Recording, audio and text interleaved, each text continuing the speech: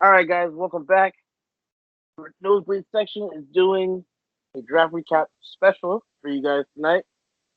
Real quick, the four of us are going to go through first round of the draft, and then after that, we're going to get into a little draft grade by grade analysis for each draft pick in the first round. Then we'll go a little bit deeper into our teams personally, and then anything else we want to bring up at the end. We're probably going to do that. There's also been, a lot of undrafted free agents that have already been picked up, and with looking at mini camp and everything approaching very soon, we want to just give you guys a couple heads up on people that you possibly don't know about that you might have to look out for. Because honestly, just speaking on the Giants real quick, there's a lot of pieces there that they picked up already that I already feel have a good shot. But we're gonna get into that. We're gonna go start right at the top, right in the draft. Before we get into that, I'm gonna say real quick, this is not the episode. Just a little special for you guys, catch you guys up. Draft just ended. I know a lot of people don't always sit through all 7 rounds, but we'll still be doing our normal podcast. Still putting up, cranking out episodes for you guys to listen to and enjoy. So yeah, we'll start at the top. First pick, Arizona Cardinals select like Kyler Murray. I mean, I thought this was all pretty inevitable. I thought that everybody pretty much knew that this was going to happen. I didn't think there was really much of a chance of them keeping Rosen anyway. But yeah, we'll kick it around the room. Yeah, anybody has anything different to say? Boo, anything? Um, I think everybody saw this pick coming. Honestly, to be honest, it was a no-brainer for them. There was a report that came out earlier in the day, just a piece of information I didn't know. Apparently, Kyler Murray and Cliff Kingsbury, they have the same agent. So Kyler Murray showing up at the draft basically signified he was going number one overall. So that was kind of like a little bit of a foreshadow. But for the Cardinals, yeah, compared to last year, they definitely need an improvement. And I think Kyler was the best quarterback, maybe even probably the best athlete in this draft overall. So I think that's a good pick. What I would say, I think, yeah, like you said, it's the same that we all expected, but I think it was just horrible mismanagement of the Josh Rosen situation. I think they could have moved him earlier or something, that could have worked out a little bit better. They really took a lot of losses in value from moving from 15 to 10 last year to draft Rosen, and then after 1 year, moving him out for the new quarterback. So, but as far as the draft pick itself, I completely understand it. Kyler is definitely has a lot more to offer than Rosen in my book. So Who's anything? Yeah, I think it's a good pick by the Cardinals. Kyler Murray is everything Cliff Kingsbury wants in a quarterback to run his system. To touch on it like a little bit, something a little bit extra, I think he did a good job of surrounding him with weapons as well throughout the draft. Um, I mean, they weren't fooling nobody. They should have traded Rosen way before. Ain't nobody was fooled by this. We knew they were picking Kyler. They could have put all the smoke screens they wanted. None of us were buying it. Overall, I think they got their man, and I think they're happy to have him. Yeah, I think real quick before we move on, to me, it's crazy, that these guys, I'm pretty sure they have multiple offers that were just up there. I don't know why they didn't pull the trigger on any of them, and they sat there until and they essentially traded him for a third round pick. That was like pick 62. That was what, two more picks, and then it was going to be two more picks. It would have been around three. So I mean, good job for the Dolphins, and, trading a third round pick for him. And it's crazy that you see like the Giants at one point we were talking about giving our second round pick for the guy. That would be pick 37. So I mean, to sit here and pass on 37 for 62, 63, whatever. All right, on the pick two, guys, the Niners drafted Bosa.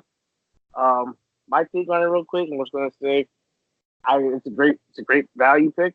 I was just want to see what's going to happen. Oh, I guess I don't know if he's going to start over Solomon Thomas clearly, or he's going to rotate with him to start. That's my only question about it. It's just, you already invested so heavily in the defense. You have D Ford on one side that you just traded for, and you resigned to a big contract, so he's obviously going to start.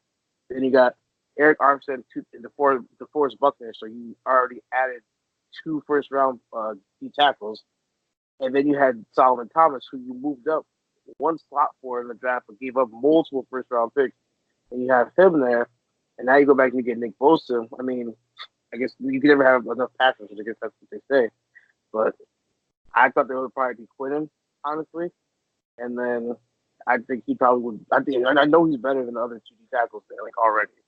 But well, see who wants to start this one off real quick. Food, you want to go? Yeah, I mean, you really couldn't go wrong with this pick, whether you took Bosa or I thought they were going to take Quinnen because of whatever issues they were having with DeForest Buckner. But after speaking to a couple of 49ers fans that I know, apparently this is going to be like a make it or break it year for Solomon Thomas. So I think that Bosa was like an insurance policy for them. And I remember you saying they had intentions of having D Ford play with his hand in the dirt and he was going to play defensive end. So as soon as they drafted Bosa, that kind of let me know, okay, so they're probably going to put him at end and put what's his name? Just blindfolded. Bosa. No, not Bosa. D Ford. Yeah, D Ford. Put D Ford at outside linebacker edge position. Like I said, I probably would have taken Quinnen if I was them, but I mean, you can't go wrong with the pick. Best defensive end in the draft. I mean, it was really like straightforward. Everybody knew that the Niners were in love with Nick Bosa. It was one of the most common mock things, and mocks don't mean anything, but these guys loved Nick Bosa. Personally, I said Quinnen was the best player in the draft, but they felt differently. So you know, I don't think it was a bad pick at all. It's just decent, exactly what you expect. Hate to be the guy that says I told y'all, but I told y'all D Ford wasn't playing with his hand in the dirt, and I told y'all they were going to take Bosa. I think it's a solid pick by them. He's probably the best pure pass rusher in the draft. The thing is with Bosa, he's maxed out on potential. What you see is what you're going to get. It's not bad. He's going to get you anywhere from 7 to 12 sacks a year. Great production. As long as he can stay healthy, that's going to be a big thing for him. All right. Well, in lieu of what Kuz just said, moving on to pick 4 of the Raiders, because now we're skipping the 5th. No, man. How you going to do me dirty like that? Don't worry, I'm going to skip pick 6 too. Don't worry about it. Going to 3, and the Jets picking up Quinnen Williams, who I pretty much had as my top player in the draft on the board. So, I mean, not much I have to really say about it. They got a great pick. Honestly, I think he's going to be a Pro Bowl player within maybe a rookie season, maybe a year or two. So, you can start this one off. Go ahead. He's so happy. Do you see the glee and the joy on this man's face? Congratulations for him. As most of y'all saw my live reaction to the pick, I was very ecstatic, mad hyped. Got my boy out of the University of Alabama, best player in the draft on my board. You could do no wrong in that pick. I give us an A++ for that. I mean, I agree 100%. It is an A++. I mean, it's the best player in the draft in my book as well. Like when I watch the film, like a lot of people are impressive and a lot of people do a lot of different things, but as far as destroying a line from the middle, regardless of what you try to do against them, Quinnen's the guy. I saw some issues that might, be had up front, but you take the player and you work out the rest later. So just to give you all a little bit of insight, this man had 17 and a half tackles for a loss and 8 sacks from the middle of the defensive line. My man brought pressure. I brought pressure. That nigga brought hell. Abu, anything to add, or are we moving on to pick 4? Blink once for yes, twice for no. Abud, All right, go on the does he floor. hear us? Wood, wave if you're there, boy.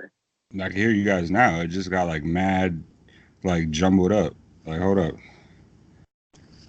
Sounded like a Twister Well, song. Abu has experienced technical difficulties, guys. We sincerely apologize for that. All right, it's working now. Yeah, no, I was gonna say I really liked the pick. I know Kuz is really hyped about it. Obviously, I was with him when they made the pick. Um, he was telling me throughout the whole process, Quentin Williams was the best player in the draft. So it's great when you get the player that you actually want as a pick. That's a really great feeling. So I was happy for my guy.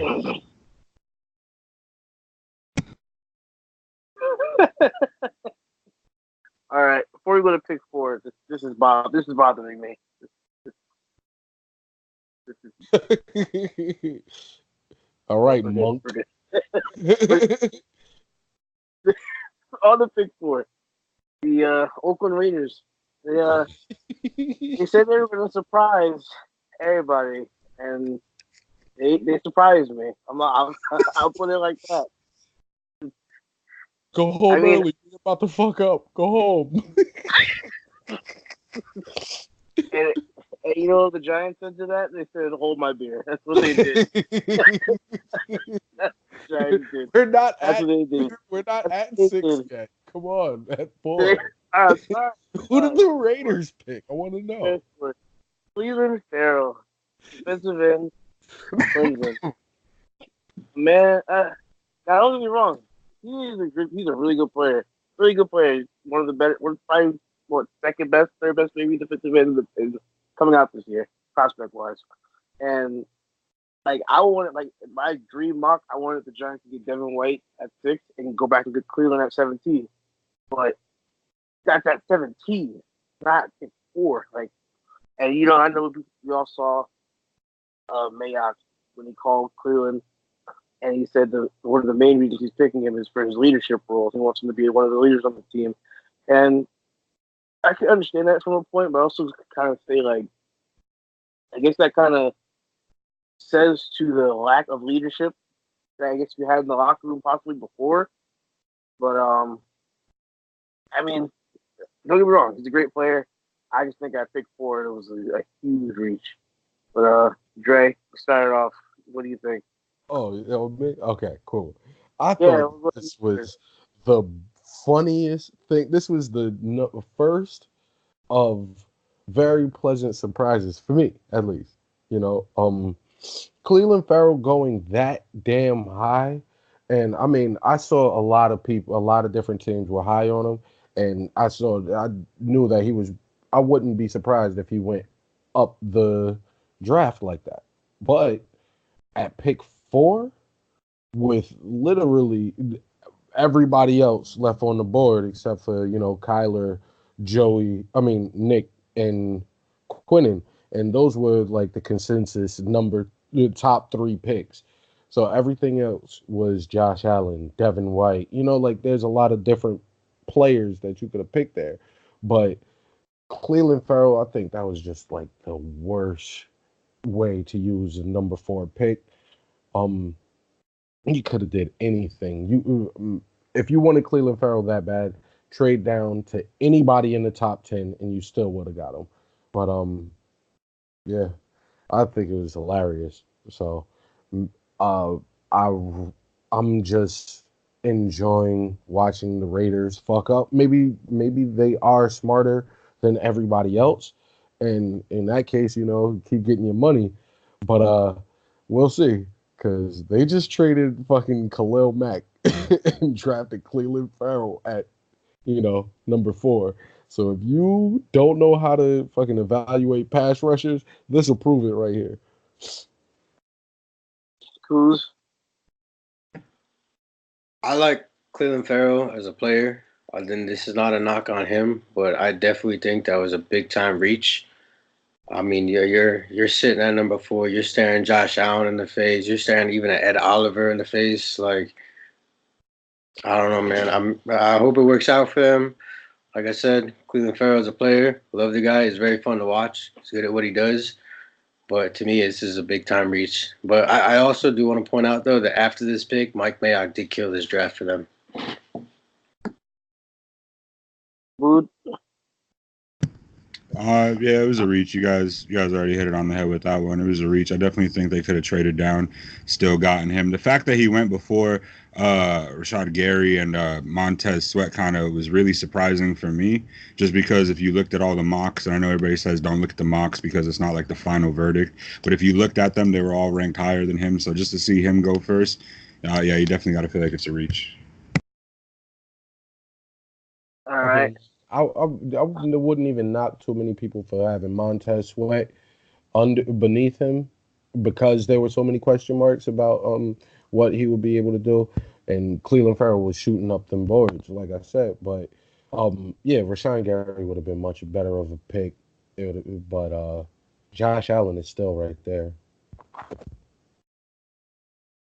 Well, moving on to 5 in the Bucks. I think Devin White was pretty sure we all had him going there. It was pretty obvious when they lost Quan Alexander, they had to fill that hole. So, I mean, I don't have too much to say on this. I don't know if you guys do. I just think it was a solid pick, and it was probably like one of the better picks of that night. So, if anybody want to move, I think we're all in agreement here. Yeah, I like the pick a lot. That gives Todd Bowles a chess piece on his defense that he can move around. Guy can cover, can stop the run, can blitz the passer. Like I think it was an overall solid pick for them. Yeah, same thing. Abood, same thing. All right. Are we going number 6, or are we going to address Every pick, Joe. Bring Every that pick. ass here, boy. Every pick, Joe. We could just do like odd numbers. That would be cool. Oh, we seem to have lost somebody. I think this one. I think it's kind of. I think it's voluntary this time. Number 6, the Giants take Daniel Jones. The Giants take Daniel Jones. Let's just get it out there. Giants fans, please go together. You two go at the same time. You want me to go? So one of y'all started off. I mean, I didn't want a quarterback in this draft. I think I made that pretty vocal. And if we were going to get a quarterback, I was hoping it would be because Kyler didn't go number 1. Maybe we could work out a trade to go up and try and get him. But this is a terrible pick. Just awful. Like if you look at his stats, I think Dwayne Haskins, who I didn't want either, but put up just as many touchdowns in 1 year as he did throughout his entire career. Dude played in the ACC other than Miami and Clemson. None of them really had like very highly ranked defenses. So the fact that he played that poorly in such a weak conference, he had that Manning stamp of approval, which I guess is as good as God's word when it comes to quarterbacks. But it was super disappointing, especially with Josh Allen still on the board, Ed Oliver still on the board. We could have gone in so many different directions just to shore up that defense. Honestly, to be perfectly honest, even if we went Juwan Taylor, I would have been content with it because it's like, all right, at least a position that immediately needs some help. We did not need to make this pick at all whatsoever. Like, just if we saw all the gaps we had on our defense last year, and you knew that what we needed was a pass rusher, we need somebody that's able to get to the quarterback, and you take Daniel Jones out of Duke for the number 6 pick, it's like you just lost all whatever faith the fans had in you after all the bullshit you did all off season, all the players you let walk, the players you traded. Like it's disappointing to say the least. Yeah, so trash. I don't approve of the pick.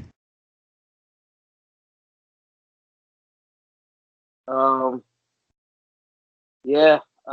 You said you pretty much said everything I had to say. It was just that pick was like really like demoralizing. Yeah, everything else that he did, this offseason so far is like you let Landon walk. I'm not gonna get into everything, but like you let Landon walk. You made the trades you made. You traded Odell. Like everything you did, like, and the whole time you've been preaching about hog mollies and You never have no pass rushers. You can never have this and that. And, you know, I want to come out with two defensive studs or two defensive starters and everything in this first round, or like, and like you said, to go out and to get this guy, and literally the only reason that he was drafted is because of the whole Eli and Peyton and David Cutcliffe thing. That's the only reason he was drafted. If that didn't, to me, if there wasn't that connection, we wouldn't have taken him. I don't believe it for a second. I mean, I don't know. Like it just to me, it was just a bad pick. Again, same thing here. I didn't even want to address the quarterback situation, but if I did address it, it wouldn't have been until like around 4 or 5. I would have took like look how far Will Greer fell. Like look how far Jarrett Stidham fell. Like people like that. If it's a quarterback at all. If not, I would have just stockpiled the defense. And I mean, for all we picked, like you still don't have enough pass rush. You still have a question mark at right tackle. Like your center position isn't amazing. You have two career backups that are fighting for the starting job at center. Your right tackle position, you had the worst right tackle in football last year, and you didn't do anything to change that, whether it was the free agency or the draft. You didn't address it at all until you drafted a tackle in the 7th round that projects to be a guard at the next level anyway. So, I mean, like you said, if you would have taken Jawan Taylor, he could have started off on the right side and maybe kicked to the left side and been a franchise left. If not, he would have been a right tackle. That's fine. And after that, you stockpile the rest of the defense. Like I've been reading a whole bunch of different stuff about our draft, but like again, besides the Daniel Jones pick, I didn't think we did too bad in the draft. Like the 3/4 thing kind of surprised me, but if you consider DeAndre Baker's going to start one, probably an outside corner. Plus you got Beal. Plus you have Janoris, and then they said Julian Love to get nickel and slot. He's going to battle it out with Haley. Got Corey Ballantyne. Plus, people are reading and they're saying that they think Julian Love can play safety. So they're looking at moving him to free safety possibly in the future. So if that works out, that would be great because Bethea is 35, turning 36. But yeah, I like I told you before, my dream scenario, and I'm not my bad for ranting about this, but like there's so much more I can even say to it. But like I said, you had Josh Allen sitting on the board, right? That's what it comes down to. You had Josh Allen sitting on the board at 6, and who even cares who was in there at 17? For all you know, you could have gone back and got Daniel Jones at 17 if you really wanted a quarterback. You could have went possibly Dwayne Haskins was there. I don't know. Maybe you trade back from 17 to 14 and you take Dwayne Haskins too. But yeah, I can't do anything now, but but hope that the kid plans out. I don't know. I wouldn't be a Giants fan if I wished for the kid to be terrible. But I mean, honestly, my bad, Jay. Not to cut into your time, but honestly, like at this point, I've accepted it, and at this point, hoping that he doesn't succeed is like being on an airplane and hoping that the pilot crashes. It's like I'm not gonna do that. I'm not gonna sit here and be like, I hope he doesn't. Like, no. At this point, like you picked him, back that shit up. Back whatever you saw, whatever you thought made him the 6th overall pick in the draft, back that shit up. Because if he's not that, and you know what, even if he doesn't play this year, if by year 2 of his career he's not the guy that you thought that he was, then you need to pack your shit up and get the fuck out, Gettleman. Point blank, period. Yeah, that's pretty much it. Dre, not to cut you off again, Dre. Cut Dre off, but like it's I don't know. Like you said, Gettleman's made his mark. This is the problem. It's not the problem, but this is point blank right now. Gettleman has made his mark now at this point. You've got the person that you've been ranting and raving the whole offseason about giving you guys heir apparent and following the Kansas City model, and it's just man, you want to get the quarterback of the future, and so you can ride off into the sunset, retire to your house and watch the Giants flourish for the next 10 to 15 years. This is your guy that you're staking your claim on as a GM. Like this is it. Now, if he don't pan out, like you're gone, Shermer's gone, and because Shermer has to ride what you give him, and if you don't pan out, the first person attacked is the head coach. So this is his stake his claim right here. This is the guy you're backing as your franchise quarterback, and this is Sherman has to do the same thing. Now, if he don't pan out, now you're both out the door. And I don't know, a new regime might want another new quarterback, and that's going to put us where we didn't want to be in quarterback health. So, go ahead, Trey. I mean, all right. Well, let's just be honest. Well, my initial reaction, this like multiplied however I felt about Cleveland Farrell with the number 4 pick. With the number 6 pick, the Giants taking Daniel Jones was like ridiculous. And I mean, I laughed about it at the time because I'm with you guys. I'm not going to laugh at your pain because I understand it. Like when your team is losing for that long, it hurts. Like you don't like to see your team lose. The only thing that really helps it out is having a high pick that you know is going to be a stud that's going to pay immediate dividends for your team. When you miss on that pick or when you do something extremely risky like reach on that pick, then you put everything in jeopardy. You know, right now I don't see too many Giants fans that think this pick is going to turn around the franchise. And I mean, of course, because he was picked and because he's now a Giant, you kind of have to support him and hope for the best. But yeah, I think it was just complete misuse of your draft capital. Like I said, if you really wanted him that bad, trade down. Um, he would have been available. Dwayne Haskins was available, and he was the better quarterback. He was the better prospect. He was more recruited by teams, more scouted. Um, so I really don't understand why they picked Daniel Jones. They said they believed in him. I saw one thing that said Gettleman saw him play for the first time in person at the Senior Bowl game and saw like 3 drives and was sold. So, like, if that's the case, then you should get canned now because you can't really make that kind of a decision off of 3 drives. To use your number 6 overall pick. And I understand falling in love with a player. I understand that this is the guy that you wanted. If that's the guy that you wanted, then take him at the best value for your team. And the Giants failed to do that. But I think they did pretty good with the rest of the draft, but we'll get into that. I mean, you guys were in denial all off season. I told y'all all off season you guys were going quarterback with the number 6 pick, but it fucking surprised the hell out of me that Daniel Jones was the pick. I don't know why. I don't know why Gettleman did that. Me personally, I told y'all Haskins is the best quarterback in the draft. That's who you guys should go out and get. And all the quarterbacks outside of Kyler Murray fell right to your lap at number 6. I don't know, man. Gettleman, what are you doing, man? Terrible decision.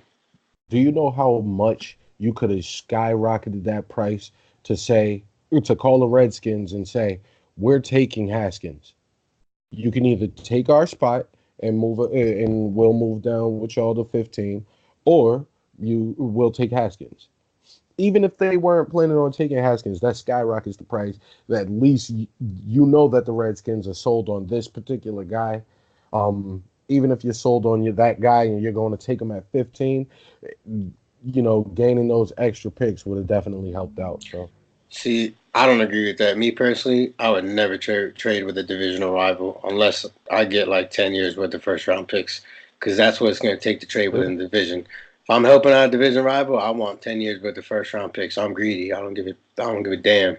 But see, are you really helping out a division rival if you're not going to take the player you're going to take, and you're straight? I don't care. I'm not going to give them the chance to take the best quarterback in the draft without getting 10 years worth of first round draft picks. If you don't believe he's the best quarterback in the draft, and you have your eyes set on somebody else, then maximize your draft value. That's what I'm saying. But not trading within the division. But what I'm saying is, Dwayne Haskins ended up falling to him anyway. All right, number 8. Yeah, 7. Number 7. Number 7, the Jags. Saxonville. They took Josh Allen. I mean, great for them. It was a steal. And I'm sure they ran to the podium. I feel like they're going to take. Honestly, I don't even know who they were going to take at that point. Like I was going to say Jawan Taylor at one point, but I really don't know, seeing how far he fell. I don't know who they were looking at, but they got Josh Allen. It's good for them. It's a good skill. And like I said, they probably sprinted to the podium. Go ahead, Coos. So this pick kind of surprised me because I thought they were going to get Nick Foles some offensive help, and I projected them to get T.J. Hawkinson. But at the same time, they came away with a tremendous talent in Josh Allen, and they just bolstered that already loaded defense back up. So I think it's a solid pick on their end. I would Boost, Trey. Yeah, I would easily say this is best player available. They saw Josh Allen was on the board. They said that's who we're taking, and we just went with it. Great pick.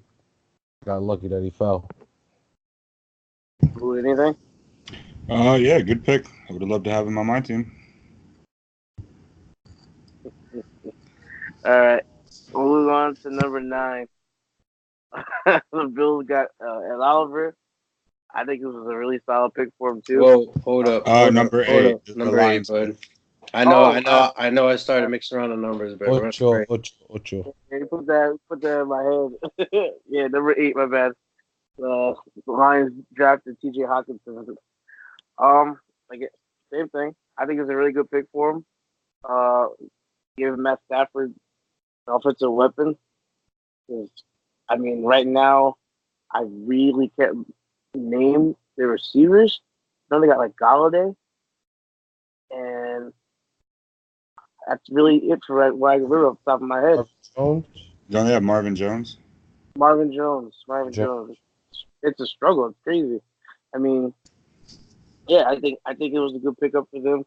They haven't really had a good tight end, in my opinion, in a while. Because I mean, I don't think Eric Ebron wasn't really good. Wasn't really good, and I don't know. I think they had Daniel Pettigrew was the last time I remember from them. Didn't they also And have Austin Safarian Jenkins at one point? the Didn't Lions? I they? don't think so. Oh, the ASJ? Jaguars If did. so, that was Jaguars, wrong. that's who it was. Yeah. Yeah. Yeah, but I know Detroit's like tight end hell. Like I know that like every year it seems like they always get a tight end in the first round or whatever round they can get. And always feel bad for their tight end because they run their tight ends into the ground and dude's out of the league in 5 years because they usually don't have a run game. It could be different this year because they have what's his name? Don't they have on Johnson, right? Yeah, he's Yeah, healthy. yeah, so if he stays healthy, they might have a run game this year. But I remember when we were doing our mock, or not our mock, but we did like our last podcast before the draft. We were talking about how I forgot whose mock draft came out. They had like Irv Smith and Noah Fant like ranked higher than T.J. Hawkinson. But I knew T.J. was going to go pretty early. Honestly, too much talent there. Great pick for them. I hope it's not like every other tight end they've had. I hope they don't run him into the ground and actually give him a chance to flourish in this league, but I mean, he's going to Detroit, so you never know what's going to happen. I mean, I know. I was the one that said Irv Smith is the most complete tight end in the draft, but I think T.J. Hawkinson has the highest upside. I think him and Noah Fant are like a 1A and 1B. I think both players are going to have very solid careers and be very, how do you put this, very big contributors on their team. I mean, that is if Matt Stafford could even get on the ball. I think he's getting up there in age. I'm not really a big Matt Stafford fan, honestly. I think overall is a solid pick for the Lions. They needed a tight end, they got him. Yeah, I think it was a great pick. I think that it adds another element to their offense.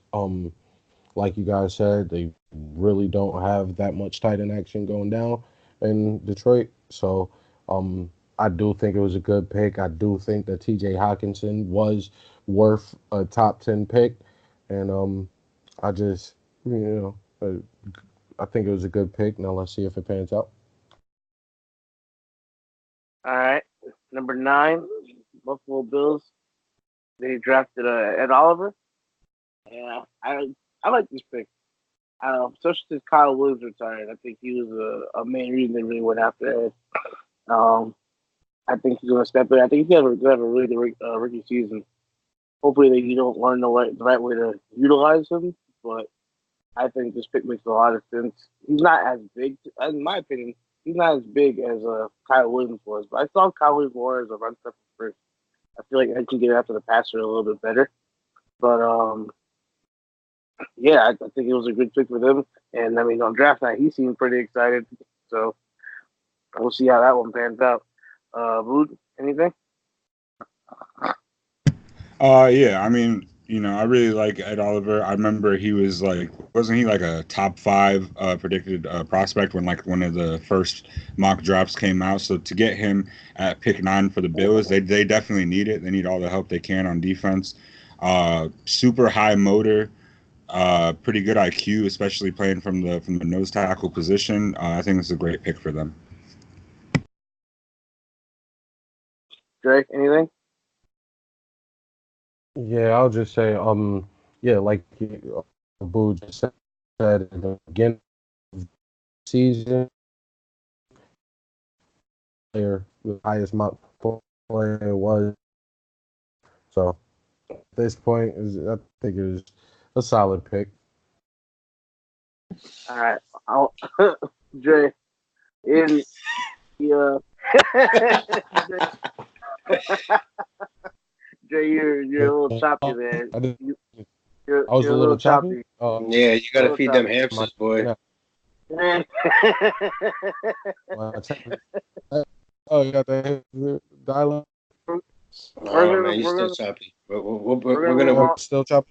hold on. I got something to say about this pick because it's in the division. Yeah, I was about to say we're gonna move on to Kuz. Dre, it put some. I don't know if somebody's like on the phone. You gotta tell them to hang up. That dial-up's not working, brother. Go ahead. Okay. All right. So I think it's a great pick by the Bills. Sucks they went to the. It sucks that Ed Oliver went to the Bills.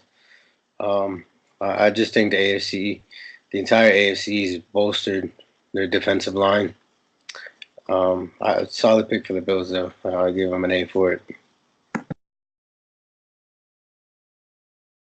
Abu, anything else? We're moving on to 10. Moving on to 10, he started it out. Oh, what if I had something What? else to say, Kuz? Do you mind? Is it cool? Can I get it out real quick? Actually, I do mind. Oh,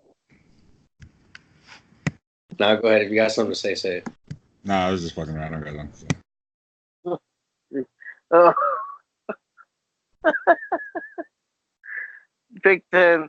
Pittsburgh Steelers with the quintessential Steelers pick. First round, always a linebacker. I'm not surprised. But Trade up to get him. oh, I know they traded him to get him. I know that, but I knew. I mean, I knew he was still going to take a linebacker. I'm not surprised at this, especially since we all got the same report that the Steelers were trying to move up in the draft to select a linebacker, and obviously Devin Bush is the best available linebacker left on the board. A very solid linebacker, great instincts, flies around on the field. I think he's gonna be a hell of a player. I would have loved to get him at 6. Honestly, if we would have went Devin Bush at 6, gotten that gap that we have in our linebacker core, that would have been a solid pick. He seems like a Pittsburgh Steeler though. He just has like that like tough. And I know all that video just recirculated from him at Michigan State stomping out their logo. Everything about him says Pittsburgh Steeler, so good pick for them for sure. Dre, anything to add? Yeah, I was just upset that the main 2 linebackers were so fucking good this year that Eagles had no shot. So great pick by the Steelers. They're in the wrong side of Pennsylvania. Fuck. All right, moving on. Pick 11. The Bengals went and grabbed Jonah Williams. Get some help on that offensive line that I think was one of the worst in football last year. So they got Jonah. I don't know if he's gonna ever be a left tackle. I know he played it in college, but I think a lot of teams are seeing him more as a right tackle at the next level. Maybe he can. I'm not sure. I don't know if he'll probably be a tackle for Dalton now, but I feel like the Bengals are going to probably be drafting a quarterback in the very near future. I think Dalton's days are numbered in Cincinnati. Who's you want to start? Yeah.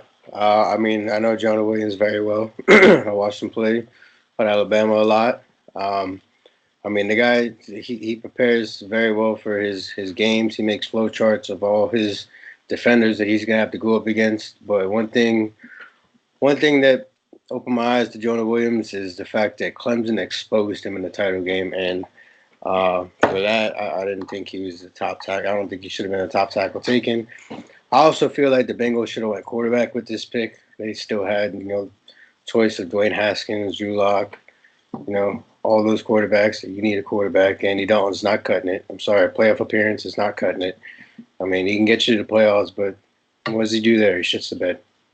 I think they should have went quarterback, but I mean, overall, I think they got a very solid player. I don't, like you said, Joe. I don't think he's going to last as a tackle in the league. I think ultimately he'll get bumped over to guard. Give him a B. Dre, food. Well, I will say that this marks the one of the most interesting drops of the draft.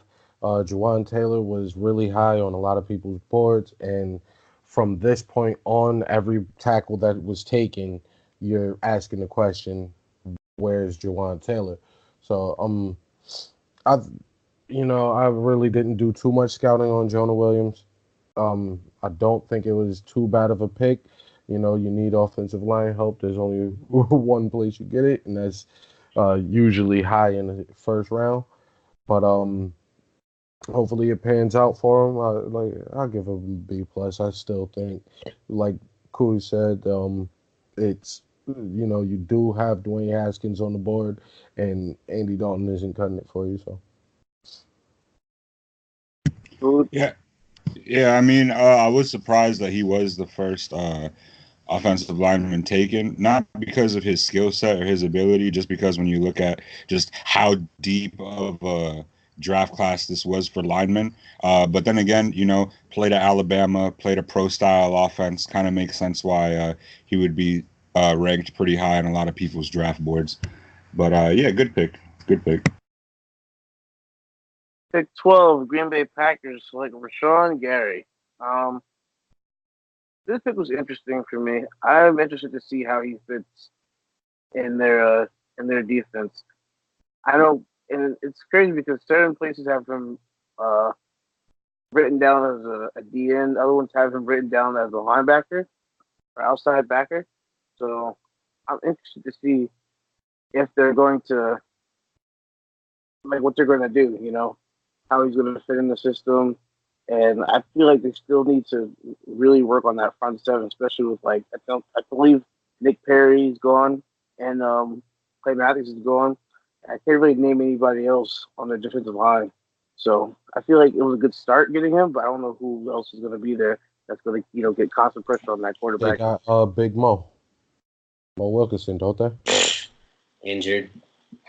Oh, damn. Bum.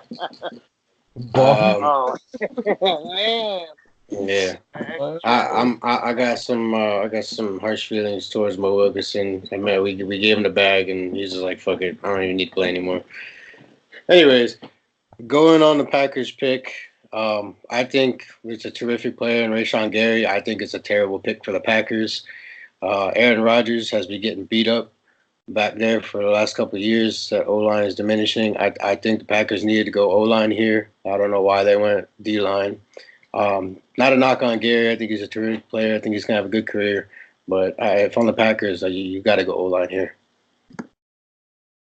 I kind of disagree with you in that I really feel like this was BPA once again. Rashawn Gary, when you look at the board, he was what I can see why somebody would say he was the best player available. So, yeah, they do need to do what they can to protect Aaron Rodgers, but I do like this pick regardless. I really like Rashawn Gary. I remember we were discussing this, Joe, and if we didn't have a chance to get Devin White, either Rashawn Gary or Devin Bush, we would have loved to take him at 6. Good pick, but like who said, definitely should have gone offensive line. Aaron Rodgers had to come out high as a kite second half against the Chicago Bears because he got pretty injured in that I think it was the Monday night game or the Sunday night game, and came out and still got the dub. But with a player like Aaron Rodgers, you need to invest in your offensive line, and so I think good value, just maybe a little misguided on the pick.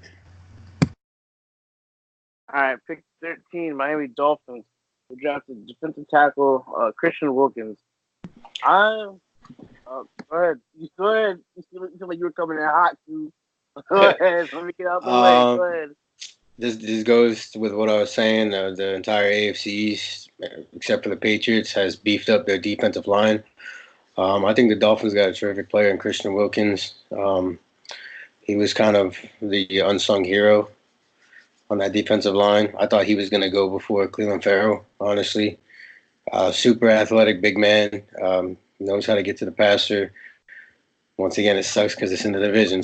But overall, I think it's a solid pick for the Dolphins. I think they made a great pick. Dre? Yeah, well, I mean, I think it was a solid pick. I saw Christian Wilkins climbing the boards just like Cleveland Farrell was, but this was more around the area where I saw Cleveland Farrell going, maybe a little bit after. But I do think it was a good pick. I do think it fits a need and K balls. So we'll see. Anything to add? What's going on?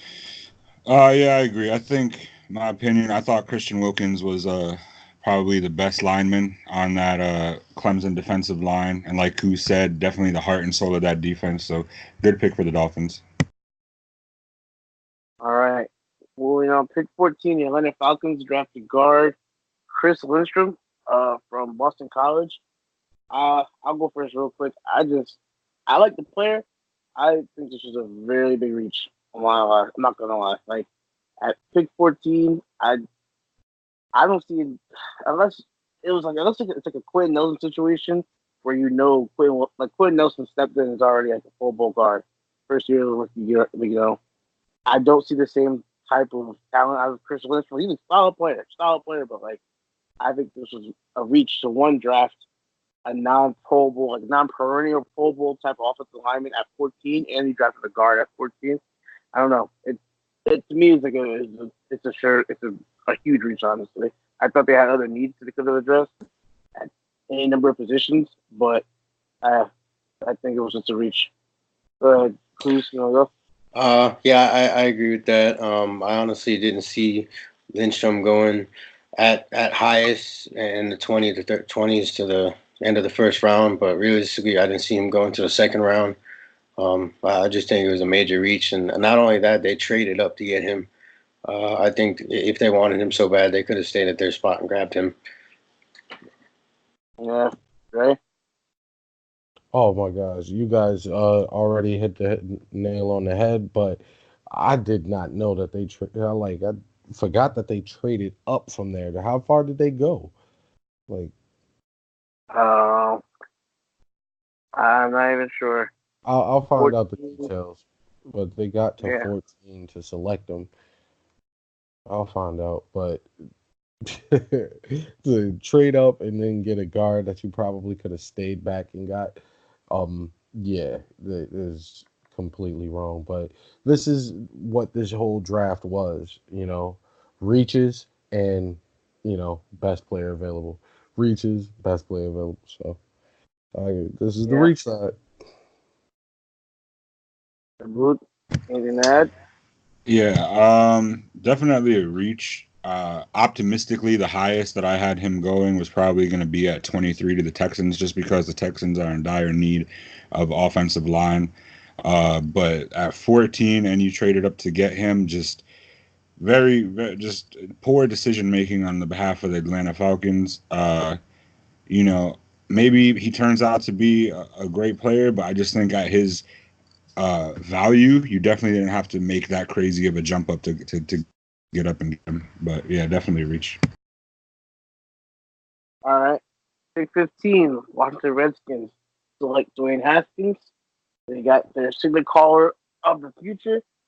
I know they have Case Keenum right now, but I think it's only a matter of time. I think honestly, Haskins is going to see rookie a significant amount of time as a rookie because and you know what you got in Case Keenum. You know you're going to get some good, you're going to get some bad, and I think honestly, one of the worst things was him leaving the Vikings because I think he fit that whole scheme and system and everything well. And I think once he really left there, like again, you showed why you're not, you know, you're not a you're not a quarterback. You're not like a elite level quarterback. So I think it was a good pick, a good pickup. They got out possibly. There's something to call over the future in Haskins. So, all right, Cruz.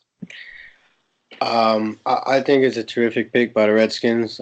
It's in my opinion, they got the best quarterback in the draft. They didn't have to trade up to get him. They stayed home at 15 and were able to grab the best quarterback in the draft. And I do believe that come start of the season, Dwayne Haskins is going to be the starting quarterback right out the gate. The kick and ball. I just think it's a great pick by the Redskins. Well, I fucking hate the Skins, but I gotta be honest. Like this pick You and me was, both. yeah, right. But this pick was great, like awesome for them. Not just because they got the guy that they wanted, but they didn't have to move up to get him. Like, I don't know if the Falcons thought that the Redskins were going to draft Chris Lindstrom or something, but they stayed at their spot. They could have traded they could have mortgaged their whole future to go up to the top of the draft and draft this guy, but they had faith and stayed at 15 and picked the exact guy that they want, a potential franchise quarterback.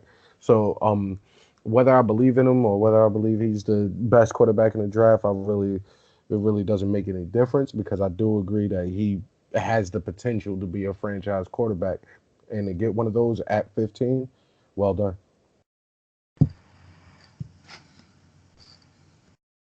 Good. I mean, yeah, good pick for the Redskins because they definitely need some insurance at quarterback. I don't think Case Keenum is obviously the future of that team.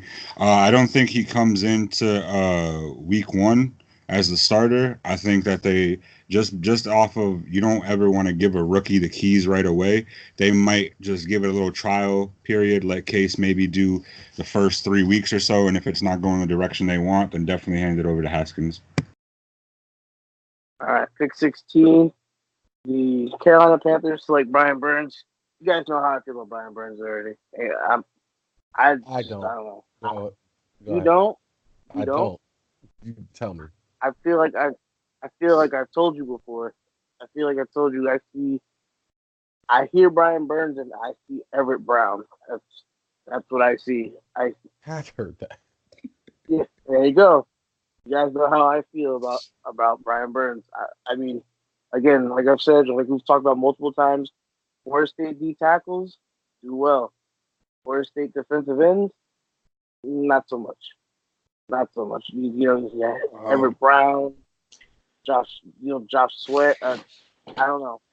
I, They don't really do anything for me. I agree with you on that one. I mean, the dude's an athletic freak, but I mean, so is Vernon Golston. We see how that worked out. So, Shit, so was Josh Sweat. yeah, and I wanted him too. Who? All right. Oh, yeah, I'll trade him for a bag of chips and some warm milk. Now I'm gonna keep my bag of chips and warm milk. All right, Depends on well, what kind of chip. You're gonna have to give me shit to get him. you know what? The milk can be lukewarm, and I'll take the potatoes. I'll Nah, make man. chips. Damn self. I'll take him. I'll take him, but you're gonna have to give me a pack of juicy fruit. You're gonna have to get me a case of beer, and some Man, popcorn. But that's it. All right, pick swap in the 7th round, and you got that. No, I'm gonna keep my pick in the 7th round. Bro, my pick is high. No, you're gonna give me the 7th round pick, and I'm not gonna give you mine in return. Like I said, you're gonna have to give up to give me. Go. These two go back and forth. Fuck FSU first and foremost. It's all about the U.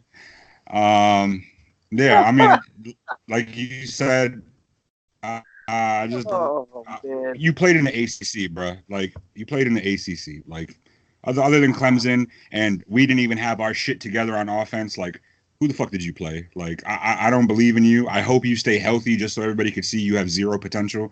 But yeah, I guess for the Panthers, it's a good pick. For me personally, he can get fucked. But yeah. Business man. Oh shit. All Pick right, set, 17, the Tabasco Giants. on the words, bro. pick. I'll start this one out, Joe. I'll start this one out. Pick Oh, 17. The Giants pick Dexter Lawrence. I think it's a terrific pick by the Giants. He was able to save some sort of face with this pick. Like the kid can ball. And honestly, it's not even his fault that he failed the drug test. It was Clemson. It was Clemson staff. There was even a report out on it. Even Dabo Sweeney said that they might have somehow accidentally given them PEDs. But I mean, it's no accident. But anyways, I think it's a solid pick for the Giants. I give them an A on it. I think this Drake. was one of the first steps to redeeming himself that Gettleman tried to take. Um, I think it was I like Dexter Lawrence as a player. Um, it was it's better than their last pick, so you know I don't want to see this guy twice a year, but good job, Giants. Food. I was literally like devastated after the sixth pick. Kuz was there. He could tell I didn't speak. I wasn't talking to anybody. I wasn't responding. This pick definitely felt good. I definitely got hyped because in my head I was saying Dexter Lawrence, but knowing David Gettleman, he could have taken a fucking punter or something. I don't know. But yeah, no, definitely a good pick. I fuck with Dexter Lawrence. Um, Hopefully he could take up that void that Snacks left when we traded him to Detroit. But yeah, definitely a good pick for sure. I think honestly, me personally, I probably would have taken Dexter Lawrence above Clelin Ferrell. That's just me personally. But I mean, like I said, you couldn't go wrong with any of the defensive linemen from Clemson. Good pick. Real quick before you go, Joe, I actually thought you guys were gonna pick Montez Sweat here, but I mean, you couldn't go wrong with either one of those guys. I mean, we need a pass rush, but it's like I guess I guess they're valuing stuff in the run over pass rush.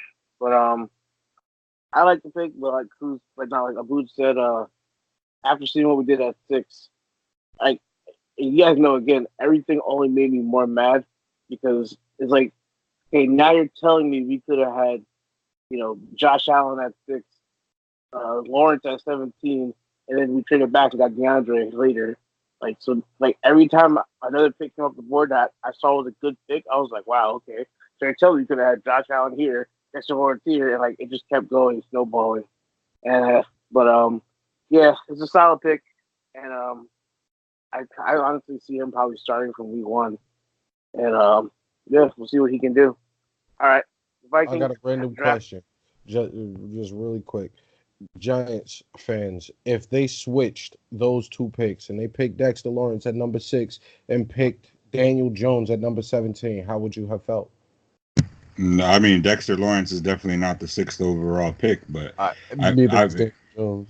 yeah, I know, but at least at 17, I still would have been pissed, but it makes more sense. You know what I'm saying? Neither of those players are the number 6 pick, in my opinion. It's just the fact that we got Dexter Lawrence at 17 kind of like cushioned the blow from what happened at pick 6, in my opinion. All right, pick 18. The Vikings selected Garrett Bradbury, center from NC State. I think it was a really good pick.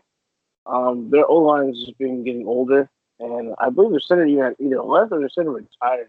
But either way, Bradbury is was the best interior offensive lineman in the draft. He was the best center in the draft, and he's going to step in and he's going to start from week 1. I feel like everybody can kind of agree with that. Yes, no, yeah, Yep, yeah. 19. There you Yep. go. Great pick. 19. Titans selected Jeffrey Simmons, the tackle from Mississippi State. Um, I, I understand, like, he is probably one of, I think he was probably the second or third best D tackle in this draft, at least in my book. The problem was he was coming off an injury. I believe it was ACL tear, but he was coming off an injury, and I think a lot of people, that is the reason. I'd have to guess that he slid as far as he did. I actually, I don't mean to cut you off, Joe, but they actually even said it when the Titans picked him. There was a incident that happened when he was still like a high schooler. Then they even showed the video of it. Fight.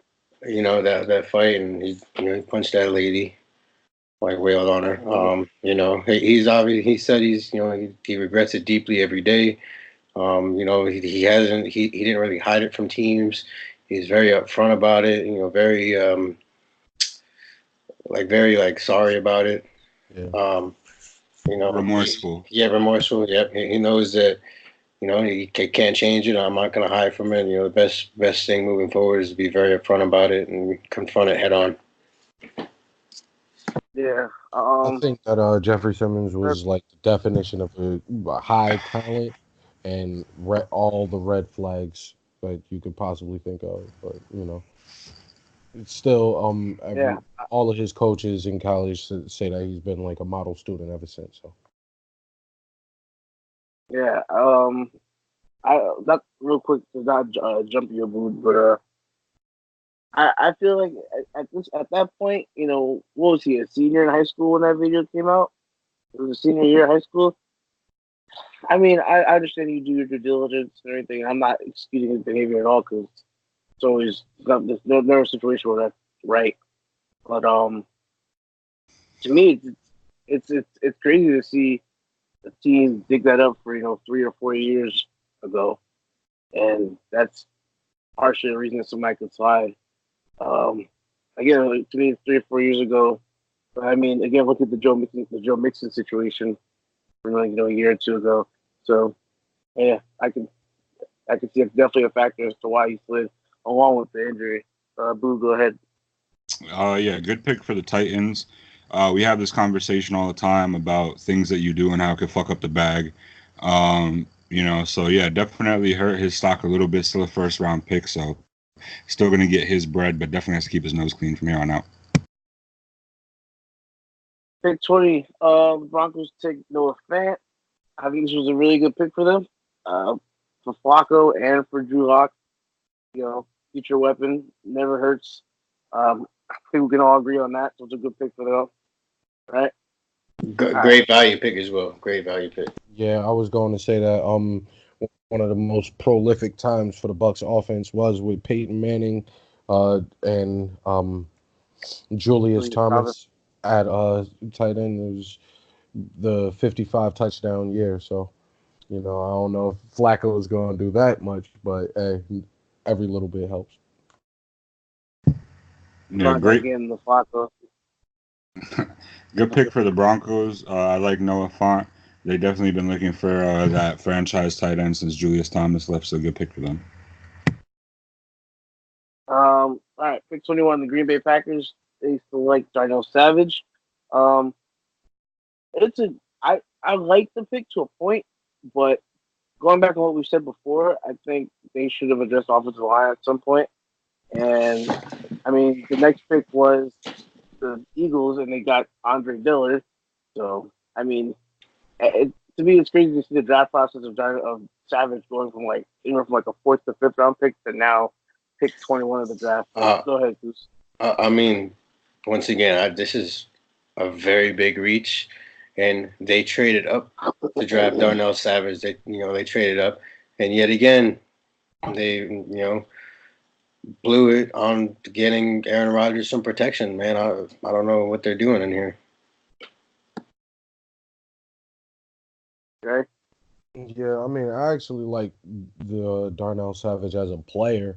I do think this is a bit high for him. I did see a lot of scouts saying that he was a sleeper to go in the first round. That he's really talented, and I agree with him for the most part. But like you guys said, this pick they definitely could have went offensive line having 2 tackles go off the board right after them. Boot. I'm pretty skeptical about this pick for one reason in particular.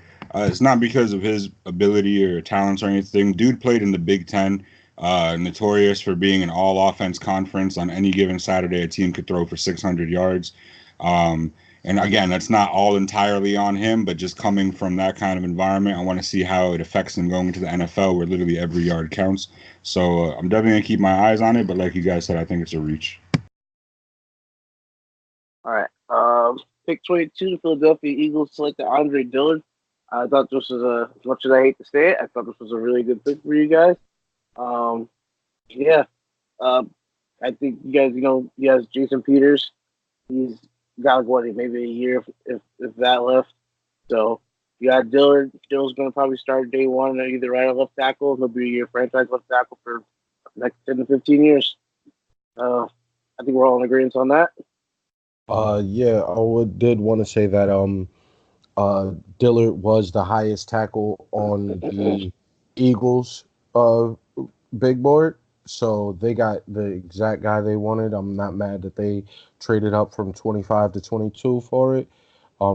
They ended up giving up I believe a fourth and a sixth to move up to those 3 spots, but knowing that Jason Peters is 37 years old and he's coming back for next year, I think it was a awesome and a very necessary pick. I was waiting for a tackle to be taken for the past couple years. So, I mean, this is, awesome. I think, I don't know if he'll be able to start inside at left guard first. If not, then we might have to move Jason Peters, but you probably don't move the Hall of Famer. But either way, I think it was a great pick. I was very, very happy to see it. All right. Pick 23. The Houston Texans drafted Titus Howard, offensive tackle at Alabama State. I like Titus Howard, but I feel like this was a reach. Yeah, like I think these guys wanted Dillard, and when the Eagles hopped up and took Dillard, I think that they just kind of, I don't know if they panicked or what, but I mean, Titus Howard is a guy they've been rumored to be in love with, and as far as tackle position, but I just think it's a reach at this spot. But I can't knock them too much because they got protection from my man Deshaun Watson, which is a very big need in their draft. Yeah, I mean, Houston Texans, I think Deshaun Watson has been the most sacked quarterback since he's been in the league. So, yeah, they definitely needed to shore up the offensive line. I can't remember. I think it was Dre that said it. This entire draft was literally all reaches and finding diamonds in the rough in later rounds, players that had super high grades initially to begin with. So good pick for them talent-wise, but just selection-wise at the time, I definitely think they could have put it off. all right. Pick 24, the Oakland Raiders got Josh Jacobs, running back out of Alabama. Terrific pick. I feel like Terrific pick. I just feel like it was a good pick. It was much needed, especially with Marshawn retiring. So, I mean, it was a great pick, great value, and like I said, if any running back was going to go in round one, it was going to be Josh Jacobs. They filled a need with great value. Terrific pick. Yep, I think we're all in agreement. Yeah, this was one of those obvious picks that everybody predicted on most mocks. all right. Pick 25, the Baltimore Ravens drafted Marquise Hollywood Brown. I was kind of surprised that'd be him to the Ravens, but hey, he got Lamar Jackson a weapon, so I can't be mad at it. He needs them because I believe we have over there Willie Snead, I want to say, and John Brown. no, John Brown's not there anymore. No. They have a bunch of they have a bunch of WR3s there. So any good wide receiver would be a upgrade. John Brown's on the Bills. Yeah, I like the pick just because they desperately needed a wide receiver. I don't know. I didn't have Hollywood as my number one receiver. I didn't predict him to be the first off the board, but I did see him going, climbing a lot of mock drafts. But yeah, like I said, they got something for that wide receiver core, and you really can't be too mad at them. Blue, anything to add before we move on? Yeah, good weapon for Lamar Jackson. I think he's gonna help his progression in year two, definitely. All right. Pick 26, the Redskins, just the rich get richer, you know. Guys got Montez Sweat at 26. Just another weapon for these guys. I think he's going to come in and he's just going to be a great defensive piece. Food, anything you want to add? Anybody? Or we're all in agreement? I think they got a really good pick. I think they got a really good pick. They really got lucky about with another top tier prospect falling down the board, getting Dwayne Haskins at 15, getting Montez Sweat at what, 26, you said? Yeah, it's hard Yes. to argue that they didn't win the draft. All right. Pick 27. The Oakland Raiders come back and they draft Jonathan Abrams, safety out of Mississippi State. What do y'all think? Solid pick. Yeah, solid pick. Definitely Solid needed pick. help on the defense. Solid pick and one of the best trash talkers in the draft. And hardest hitters. All right. Pick 28, Los Angeles Chargers took Jerry Tillery, defensive tackle from Notre Dame. I had this one as a reach, honestly. He's a good player. Agreed. I didn't think he was a first round talent. Anybody? No, we're all in agreement. Definitely reach. We're in agreement. Reach. All right. Moving on to pick 29, the Seattle Seahawks drafted L.J. Collier, defensive end at TCU. Again, I think this was a big reach. Big time reach. Good player, but not in the first round. Not pick 30. This is another one that I was just like laughing about. I'm like, who? Okay. Pick 30, the Giants come back and we drafted DeAndre Baker, corner from Georgia. Abu, you start as well. Go ahead. When I heard we were trading back into the first round, I was kind of concerned as to what Gettleman would be doing. When I saw we got DeAndre Baker, I was pretty hyped. Played great at Georgia, played in the SEC. Definitely the most pro-ready conference in college football. If you play in the SEC, you just play hard-nosed football, and I can't wait to see what he does for us. Definitely a good pick. Daniel Jones, fuck that pick. I'm going to pretend that shit didn't even happen, even though I accepted it.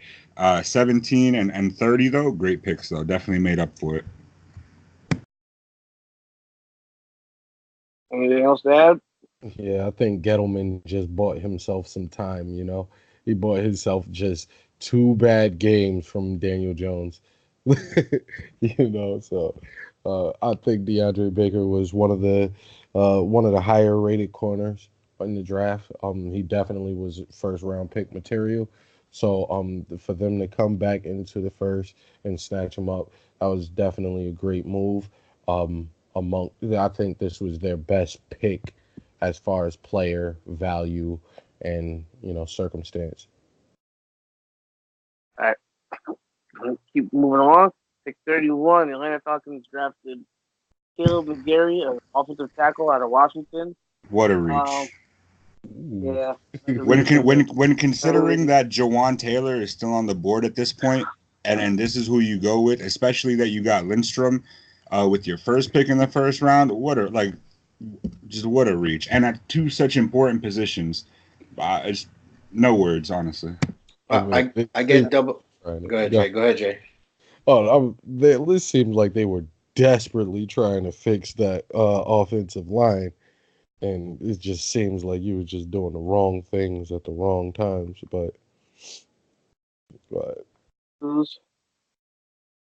I mean, I like that they double dipped in the offensive line, but I mean, come on, man, you got Jawan Taylor right there. What are you doing? Yeah, I traded up for the first one, so I mean, Like, Both are reaches. Next. Yeah, pick 32. Last pick of the first round, the Patriots selected. I loathe this pick. Like Keel Harry. I I hate this pick I so much. entirely loathe this pick, but it's a Oh man, a great value pick, that's and I think it's a steal at 32. I, great pick.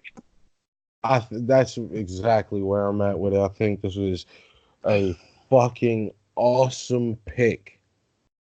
And I hate the fact that it's that team of all teams that just sit there and wait at 32 and just, draft some stud that's going to be immediately productive. Like, when do the Patriots draft a fucking wide receiver? You know, First uh, time in the Belichick era. this is the first time in the Belichick era. So He's it about to be a just super. He's about to be a superstar. That's cool. Next, we're done. We're done here. Well, yeah. Let's not. Yeah, all right. So real quick before we get out of here, I just want to just go around real quick. Besides the first round, what pick did you like the most? We'll just go with that. What pick did you like the most? Dre, you go first.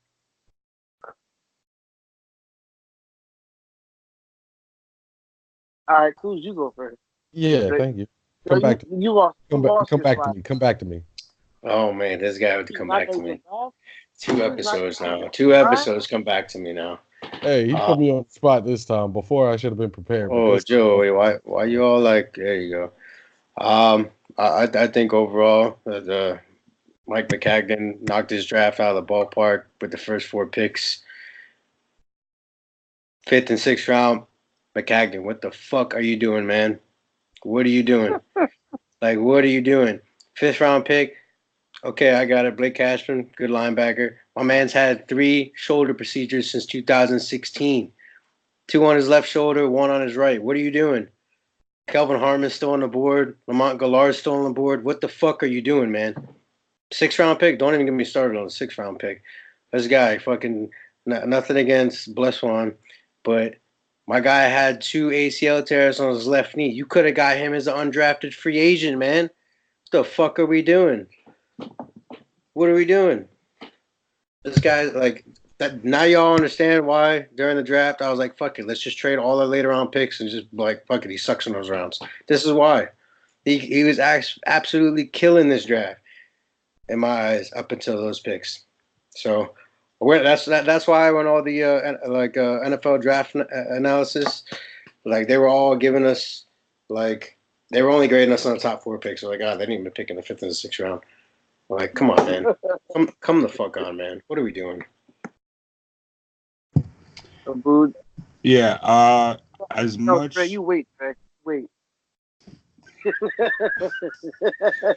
Already, as much as I really liked how we ended the first draft, I almost felt like as the draft went on, we really got good value, especially in the 3rd and 4th round. Those are probably going to be my. Obviously, I'm not going to go with our first round picks because that would be easy.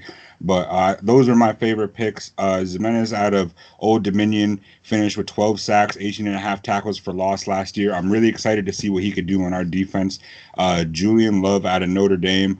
I'm excited to see what he could do. Joe, we had this conversation a lot. We talked about the need at cornerback. So the fact that we went out and addressed it with DeAndre and now with Julian, I'm not all the way 1,000% comfortable with our secondary, but now we're kind of getting to that point. And I think you said Julian could play safety. Is that right, Joe? Or they're trying to see if he could play safety? Yeah. So, I mean, if that works out, if that experiment works out, that's incredible. But yeah, I think as the later rounds went on, we got tremendous worth for our picks. Even Ryan Connolly out of Wisconsin. I know you were kind of like it was a toss up. You didn't know how to feel about that pick. I kind of think it's great. I think he can come in and at the very least maybe be like a special team or something like that. Maybe play kickoffs. The kid he could find the man with the ball. So I'm excited to see what he could do. I mean, y'all like him over Mac Wilson? I mean, obviously the Giants did, but I mean, I just want your opinion because you already know I'm gonna be biased. But Yeah. So my thing is like, if we're playing in the 3-4. I feel like you need linebackers that can cover. Run backs on the backfield, slot receivers, tight ends, all that stuff. And, and at first I wasn't sure about Ryan Connolly because I didn't really know the guy. And the more I started watching videos and highlights of him, the more I started to like him. But that being said, a lot of the videos I saw of him were just more like he's like great at like filling gaps in the run. Like he can sort through all the crap, all the mess, and shoot gaps and then sure tackle. Like that's great. I saw lots of stuff that I really like, but I didn't see too much of him covering, and that kind of concerns me. When you also have to take into account that like BJ Goodson and Alec Ogletree, your other insides, and to me both of those two scream 4-3 traditional middle linebacker to me, and not 3-4 inside cover backer. So I really feel like we have no linebacker that can cover any running back or tight end. So that was kind of the thing to me, and that's why I was kind of banging the table for Mac Wilson because I know he's kind of a rangy sideline to sideline linebacker that can cover running back, tight ends, and receivers. So I feel, I think Conley's going to step in, and he's going to at least start off as a core special teamer, and maybe he ends up rotating at backer. I still would have obviously preferred Mac Wilson, but yeah, we'll see what the kid has. You sorry, Jay, not to cut into what you were gonna say, but Alec Ogletree had 5 picks last year. You're gonna say that he's not a coverage linebacker? Yes, I'm going to say that. I would say he's a ball hawking linebacker. That's kind of crazy. That's kind of. I would say he's around the ball, and the ball finds its way to him. That's what I'll say. Ball hawking linebacker. Yeah, I won't say that he's like. But you don't think he's ever going to get that many pass deflections or things? I mean, I don't. Other than that one pick he stole off of Janoris's chest, dude just kind of blends in on the field. Like all of his picks, the quarterback didn't even really see him in coverage. I just thought that was interesting that you said that because I definitely don't see him as a run stopper or like a pass rushing linebacker. So that's just kind of crazy for me to hear you say that. I don't see him as a coverage back.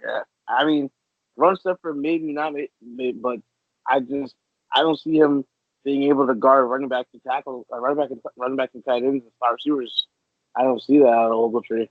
A lot of what I saw was all those players on offense running and him running behind them trying to catch up.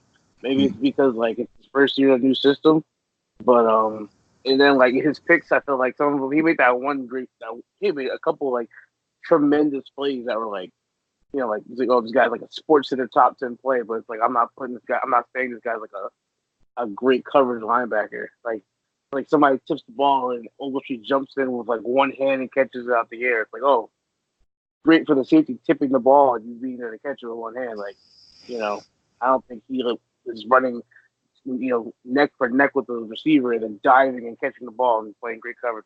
So that's just my take on him. Dre, you can finally talk, Dre. You go ahead. I'm allowed to speak. Oh, okay. You're the one to say come back to you. Okay, I'm ready. I'm so ready. Wait, what was I going to say? Time's up. No, wait. All right. So moving on. One of my favorite picks in this draft. It was not for my team, but I think that the Rams picking up Darrell Henderson in the 3rd round, that may or may not be a huge fucking deal because he was a real serious game breaker in college. If he can do even half of that in the NFL, it'll be an extreme issue for the rest of the league. This was one of the best offenses in the league as it was. So if you're talking about a running back that you can pair along with Todd Gurley, that could be a serious issue.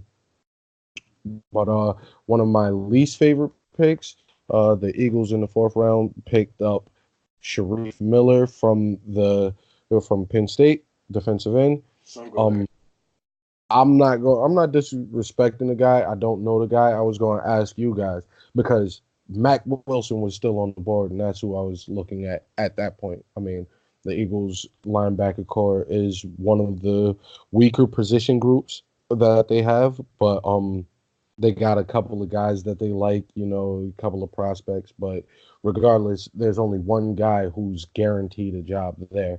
So I was definitely looking at Mac Wilson at the time. Would you Don't y'all guys? got Jordan Hicks? No, Jordan Hicks is a free agent this year. He just went to, I believe, the Lions. We just left him. He just became a free agent this year. But uh we have Paul Warrilow from the Lions. Nigel Bradham is our guy. He's the main linebacker. But aside from that, we got Camel Grugier Hill, you know, a bunch of guys. Nate Gary, who was a safety in college and became a linebacker in the NFL. Like I said, it's not really anybody guaranteed but Nigel Bradham. So, like, my question to you, would you pick Sharif Miller over Mac Wilson, being Penn State fans? I'm a Penn State fan, but no, I wouldn't take him. I thought Sharif. I didn't think Sharif was going to get drafted in the fourth. I had him as like a 6th round pick, late fifth, early sixth. So I wasn't really a but, big fan of that pick. no, I mean he was a solid player. He's a Penn State kid. I like him, but that's just my Penn State bias. But I don't think he was really like. I don't. I think it was like way too soon for him to go. But real quick, before we go, there's always a period after the draft where a lot of teams are scrambling to pick up some undrafted free agents, and a lot of people tend to find a lot of these players, and a lot of them, not a lot of them, but I mean, look at Philip Lindsay last year. A lot of these guys carve out some pretty good careers. So real quick, rookie mini camps coming up. Maybe we just drop a few names. Maybe if you know anybody, there's people maybe to possibly look out for, and just give the viewers a couple people. Cruz, you got anybody on your radar? Yeah. No, you're muted, bud. All right. Yeah, no, I like this guy, Kyron Brown, from Akron. I think he's a solid corner. He's got good size, good ball skills. He's very fluid in his transitions, and he's got good instincts. But one thing he needs to work on is his route recognition and his first step. He gets beat too much on his first step. Another guy I like, it's a very underrated one, but it's C.J. Mosley's brother, Jamie Mosley. This dude made it. I mean, you guys seen Alabama, you see the program he put together. This guy made it as a walk-on, Alabama 2014, and he got a scholarship in 2016. And basically, everybody said he's a great leader in the locker room. He's a great asset to your locker room. He has a very high football IQ, and he's very determined. He came out of high school playing quarterback and linebacker, so he takes pride in knowing. He's very intellectual in the game. He takes pride in knowing the inside and out of the game, and he just basically dissects like he's very good at. Like, he understands where to be, and he knows why players are supposed to be there at that time. I think he'll make the roster. Come time for that. He may be coming for Darren Lee's job. Honestly, I'd take him over Blake Cashman. He's very fresh. All right. Dre, you have a chance to look over any undrafted yet? Yeah. I took a look at there's a couple of guys. One guy is from USC, Ajane Harris, plays cornerback. He looks like he has a lot of potential. So is this guy. Let me get his name correct. It is Dalvin Randall from safety from Temple. He played multiple positions. He played nickel corner, played corner, outside corner, played safety. He just seems to always be around the ball. The playmaker. Not sure why he went undrafted, but yeah, those two are really interesting to me. We got a couple of offensive lineman, but who cares? We just drafted a first rounder, so.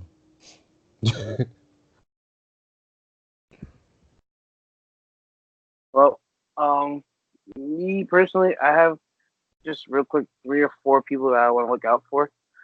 So I was watching. Actually, after another Giants side, about 4 or 5 other people.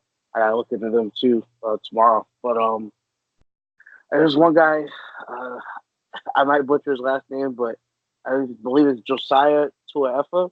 He's an inside backer from UTSA, and he's a great tackler. But I think he's kind of limited physically. But I think he has a good shot at making the team. Guy TJ Conrad, he's a tight end for Kentucky. Um, he's like I think he had maybe 12 or 13. I believe it was 13 touchdowns career, but like when I saw him run, I didn't think he was going to be as fast as he was. Plus, he was like a really big blocker, like a terrific blocker. I think he was running about 6'4", maybe 6'5". But he looks like just like another like I wouldn't even say he's an inline tight end because he he's great in the run blocking game. I saw a couple of highlights from him. Number 3, I have the right tackle from Missouri named Paul Adams, and a lot of people were surprised he went undrafted.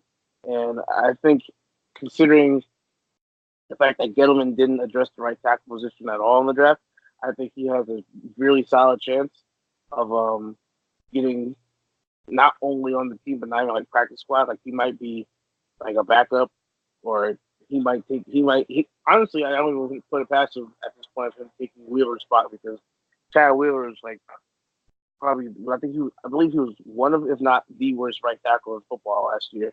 So I would be completely fine if this guy makes a team.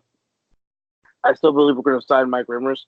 I know he's more of a stopgap, but we need him for a year, maybe 2, and then you address the left tackle and the tackle position in general in the draft, hopefully next year.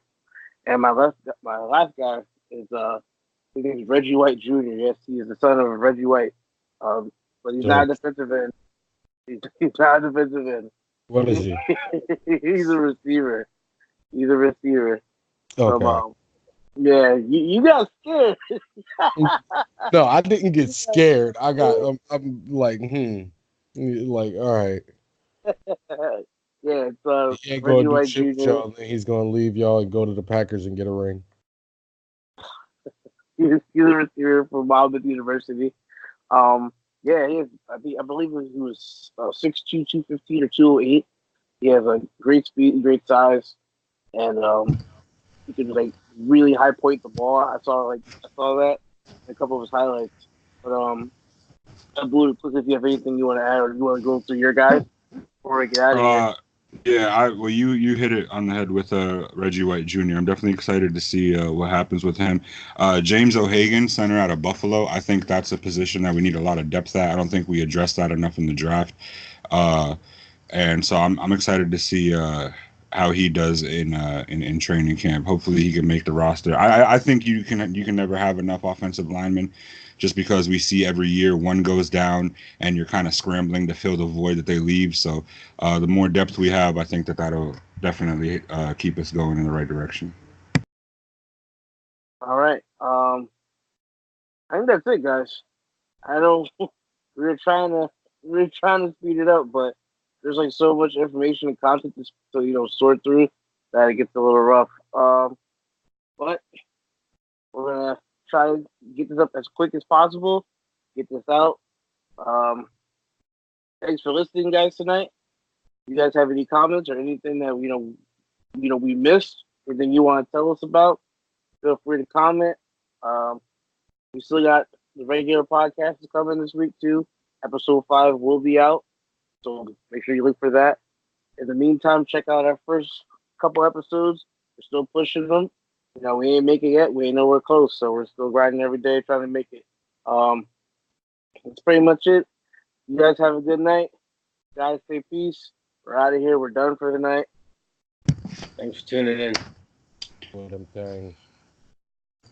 We'll see y'all when we see y'all. Thanks for listening, guys. Have a good night.